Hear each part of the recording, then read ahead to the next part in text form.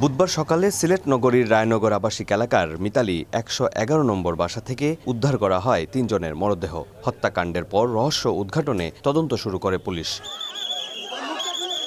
ওই দিন বিকেলে রায়নগর রাজবাড়ী এলাকার একটি বাসা থেকে বাবুল মিয়া নামে এক যুবককে আটক করে পুলিশ। জিজ্ঞাসাবাদে সে হত্যাকাণ্ডের সঙ্গে জড়িত থাকার কথা স্বীকার করেছে বলে দাবি পুলিশের। পরে বাবুলের দেয়া তথ্যের ভিত্তিতে বৃহস্পতিবার সকালে বাসার পাশের একটি ঝোপ থেকে উদ্ধার করা হয় হত্যায় ব্যবহৃত ছুরি।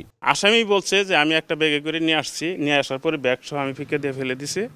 ফেলে দেওয়ার পরে ওখানে ব্যাগটা ছিল পাশে, তার পাশে ইটা ছিল, চাকুটা পড়েছিল। লেবার নিয়ে এসে আমরা পুলিশ সহ এলাকার মানুষের উপস্থিতিতে আমরা সেখানে খোঁজাখুঁজি করে হত্যা যে ছুরিটি দিয়ে সংগঠিত করা হয়েছে সেটি আমরা উদ্ধার করতে সক্ষম হয়েছি।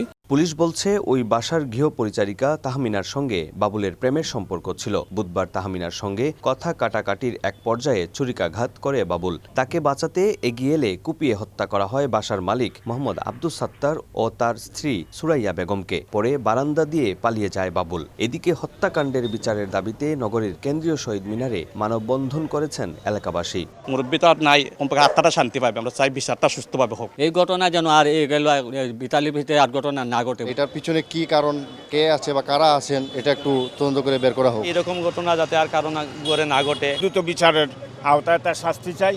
উদ্ধার করা ছুরিসহ অন্যান্য আলামত পরীক্ষা করছে পুলিশ।